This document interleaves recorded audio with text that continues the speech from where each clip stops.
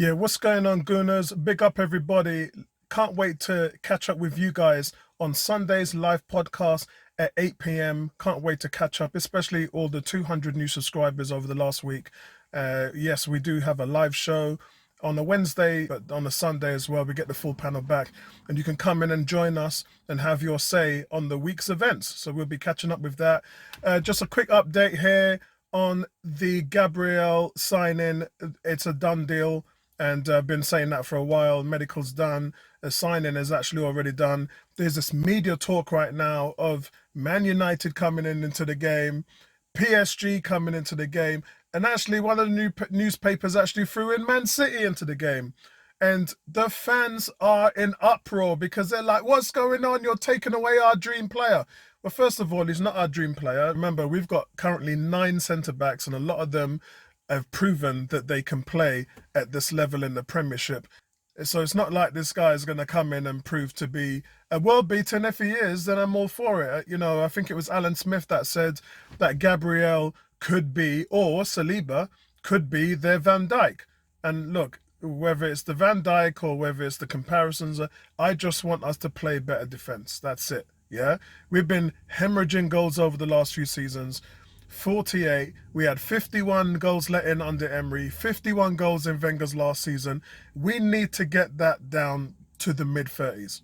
Yeah, my ballpark figure for Arsenal next season is to let in 35 goals. Yeah, try and get that gap down, try and improve the spacing and the lines that we work with and the compactness and the support level from the midfield, from the holding midfielders, to try and give the back line more support, whether that's a back 4 or whether it's a back 3. That is what my forte is. And I believe that he's playing at a bit of a back 3 for 2 reasons. One, because that's where David Luiz shines. He's been fantastic in the back 3 this season. And also because he just doesn't have the numbers. He just doesn't have the numbers to facilitate a back 4. So I think with more help coming in, we might see them switch to a back 4. You know, we know that that's Arteta's most preferred position, but the position they get in the results in is a back 3. So he's stuck between a rock and a hard place. What do? You improve the personnel, and then it'll allow you to play the system that you want to play. So I think in that respect, that's why I believe they are going over to Gabriel. All I've heard is that there's been a phone call from Man United just to inquire about Gabriel's demands of his salary, etc. And that's really it. There's been no commitment from Man United. There's been no inquiry from PSG or from Manchester City. A lot of it is just media talk to wind the fans up, and it's working, guys. A lot of fans are just getting riddled by it. It's just trying to drag away and ebb away the false hope for Arsenal fans to at least bag a good signing. And look, it is a good signing. This is, for me, in my opinion, as good as Kieran Tierney coming in last season. The money's good. Arsenal have done really well scouting this player. And I believe that the Brazilian contingency was enough to get Gabriel over the line. And as I said, I'm waiting for this to be announced early this week now, before the players come back to training for the Charity Shield game next weekend. My biggest concern, as I said before, is the players out. There's been a horrific numbers over the last few days I've been seeing from players' agents. There's now 152 players in the Premiership alone that are seeking jobs elsewhere, where their teams have told them you're surplus to requirements and you're not in our plans for next season. And we're not even talking about Europe. You know, we're here in Juventus, we're here in Barcelona, Real Madrid are trying to let go 10 players. If you add up the amount of players that have been told to go and find a new job, nobody ain't got no money to spend. You know, there's going to, because of this COVID uncertainty in football, teams are holding on to their cash and they're trying to generate cash before they buy. And that's not working. We're 2 weeks into the transfer window now, and very, very few deals have gone through. Chelsea have made some big ones, but I don't know how they're going to deal with it because they've spent a lot of money. I mean, we know they sold Hazard, and to be fair, they haven't really spent the Hazard money because they were on a transfer ban. So as books goes, I think that they're going to be okay with what they're doing. But most of the other teams are not in a position where they can do that. And I think everyone's going to be stepping very, very, very carefully. I think there's probably going to be more swap deals. Yeah, swap deals work, because then you're able to sort of get rid of players and get players in that are more suitable to your playing style. With Arteta, we know that is compactness, that's discipline, and that's playing within a system. And as a defender, being able to have the ball control to play the ball out of the back effectively into the midfield. For the midfielders, it's been able to create that space, which Guendouzi and Ceballos does very well, create the space to receive the ball, and then be able to have the ball skills to keep possession of the ball and spot a pass. Those are the things that we're sadly lacking in the midfield. Yes, Willian will help with that, but we're still in a situation where we are very, very, very short in the midfield. So, guys, a lot of these fans expecting to see an exodus of players leaving Arsenal, you're going to probably have a rude awakening, because I think if we get rid of 2 or 3 players this season, this month, this summer, I'd be happy, because right now movement is very static with all clubs. Obviously, we've heard of Maitland-Niles being wanted by 3 teams. Leeds are interested in him as well. Martinez has been wanted by a few teams. Socrates have been wanted by a few teams, including Napoli. But we're not really hearing that much else outside anybody else. I know Leeds are interested in Rob Holding as well, but that's not solid. That's just an inquiry. But outside of that, guys, we're pretty much not moving the players that we want to move on. There's no word on Kolasinac whatsoever. There's been a few words about Bellerin, but I think Bellerin's going to stay.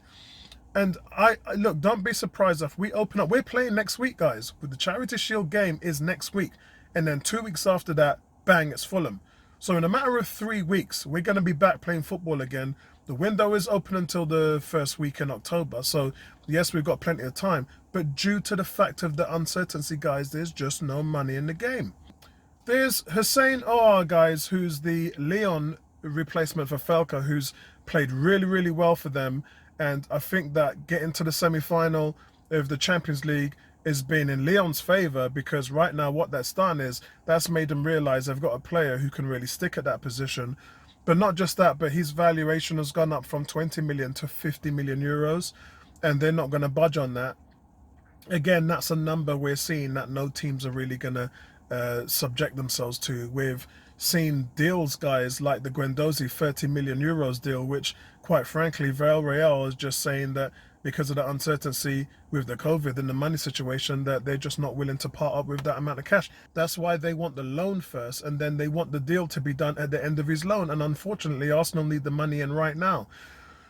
Boy, I don't really know how you're going to work this. For me personally, I'd put a price on it. I would say to them, look, pay 10 million euros now, and you can take him on loan, and then at the end, you can pay the rest of the sum, which is the 20 million euros. I just think that you've got to start moving something. You've got to start generating and getting some money in. And the 10 million might not be a lot of money, but at least it's something, and it helps to go towards Thomas Partey's deal, because that's really what Arsenal are all about. They are struggling to generate money for this Partey deal. And at some point, I think that it's a dangerous game with Arsenal, because at some point, either the player is going to get pissed off, the agent's getting pissed off and saying, look, you guys have been after me for 2 years. You've wanted me for 2 years. I've got a release clause, which, by the way, ended on the 30th of June. And Atletico have extended that out of respect for Arsenal, yeah? Out of just being gentlemanlike over the deal, because the player does want to go to Arsenal.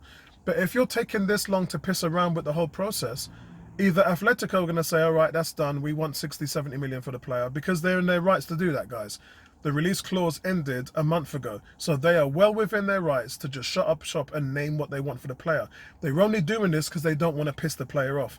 The player's made it known, Thomas Partey's made it known he does want to go to Arsenal. The reason why they've kept that figure there of 50 million euros, 45 million pounds, is out of respect for the player. If they wanted to, they could be really nasty. They could do a Crystal Palace Zaha on us and just hike up the price and double the fee. But they're not doing that because they want Arsenal to get this deal done. But they're just not getting it done because they're not generating enough cash to do so. And remember, guys, a lot of people thinking, yeah, it's only money, it's only money.